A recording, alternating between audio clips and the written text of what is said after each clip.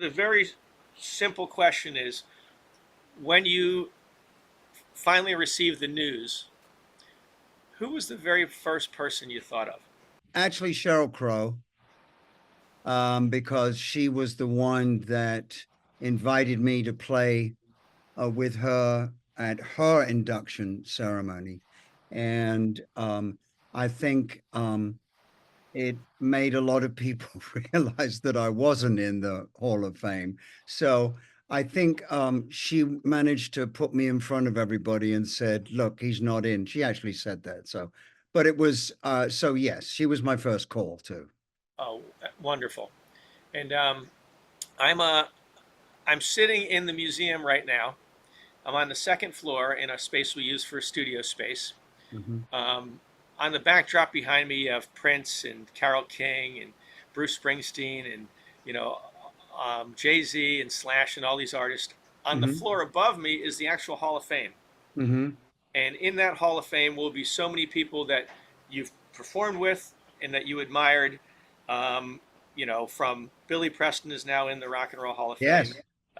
You go to Ringo, you go to from the Stones, the Beatles, all the Yep. way through Motown, all the way up to the present.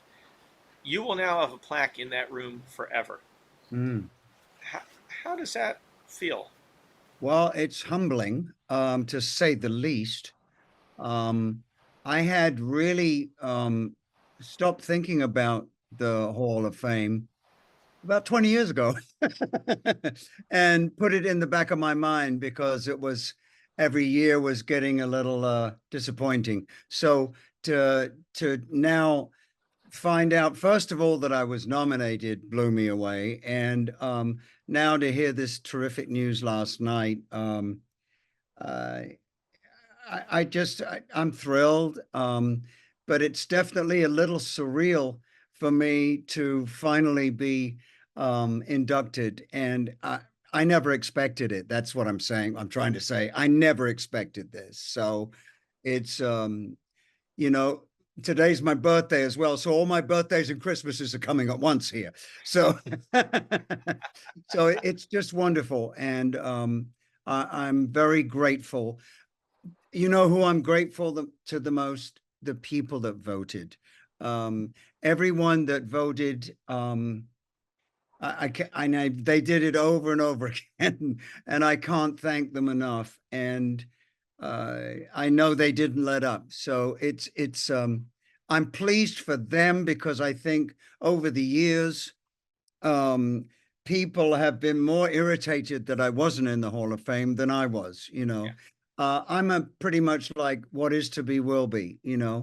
and kind of guy. And so I'm thankful for everybody. I'm also very congratulations to all the other inductees. Most of them is way overdue, and so I'm thrilled for them, more than I am for myself, actually. Yeah. Um, well, you're very generous in your you know appreciation because the fans. You're right. They've always lobbied and pushed, and in the actual election, the nominating committee is industry experts, Right. and you went on the ballot for the very first time, and that ballot went out to all the other living inductees and some other industry people, and they're the ones that actually the first time you're on the ballot they put you in, and that's your peers. Right. I don't think they could disagree with the public that much, and they didn't. So I think that's wonderful because I think if there'd have been a completely different situation, and those people that the public were voting to get in, if they hadn't got in, I think there would have been a ruckus. So I'm glad that the board decided, and the inductees from past and all the business people that were asked to vote. I'm glad they agreed. Yeah, they did it was again first time. There was you're on the ballot, and there you go. That was what it needed. I want to take you back and to think about as you started your musical journey. Mhm. Um, the bit I've read, it sounds like you're um, a creative family, and that you were raised in a great environment. I've read a bit about your early influences with Buddy Holly and Eddie Cochran and those important artists, and Yes. interactions and with David Bowie as young guys, and really that whole moment is sounds magical. Quite frankly, it sounds really really powerful. Well, yes, I just got an email this morning from the very first engineer that I worked for, and that was not only one of the, I would say, the engineer's engineer and legendary Glyn Johns.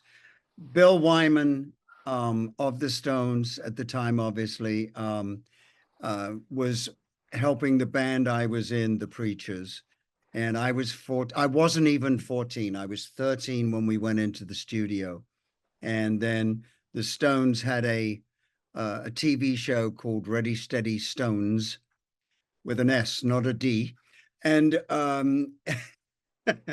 and Bill chose my band to be on there. So before I was even 14, I was on Ready Steady Go, which was the biggest show in England at the time. So when I got that email from Glenn Johns, I said, "It's you and Bill that started all this, you know."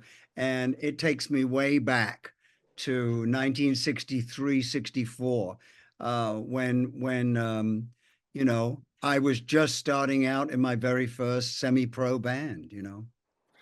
Wow, that's really neat. I wasn't even thinking in 63, 64. I was thinking a hair later, and that's terrific. And Glenn is one of those other inductees that when they saw your name on the ballot, I think they lit up and said, "Yeah, he really needs to join us." What a sweet man, and Yes. what an incredible ear, incredible music person. Oh my Uh, goodness, yes. As I always say, I started at the top. How do you do that? Well, you have Glenn Jones as your engineer and a Rolling Stone as the producer, so that was pretty good. yeah, I would say that the list of your collaborators, they're all top shelf. Um, Yeah. but I've been very lucky. I've had a lot of champions along the way. And starting with Bill and Glenn, and then obviously with David Bowie. We went to school together, and so many other people along the way have Cheryl as well for what she did, but along the way there's been so many people that have my career was pretty much nowhere when David asked me to be in his band for the Glass Spider tour. And he knew what he was doing because he knew me as the musician, not the image, not the pop star. And so it was I didn't realize what he was doing, but until afterwards, until the first press conference happened and everyone was all over me again. So it was he did a very good thing for me, and I thank him still every day. well, great artists recognize greatness in others too, and they want to work with them and be around them. And that's very. I wasn't. I didn't think of that as that moment because we all look at your career as being so full, and with such success. Hmm. But that's an interesting chapter to do that. Very very cool. So, is there anybody from this class that you're particularly struck by going in with?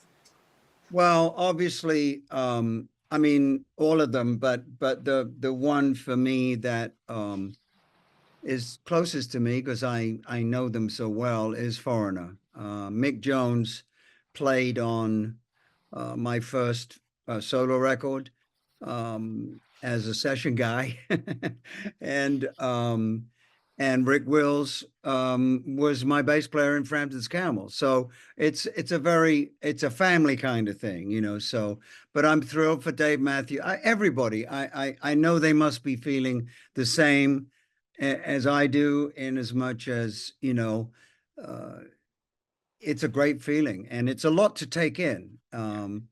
because it's a big deal. So I think of it as that. That's why I'm so humbled.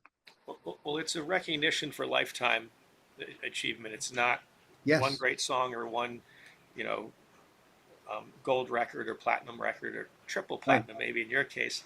It's the whole body of work.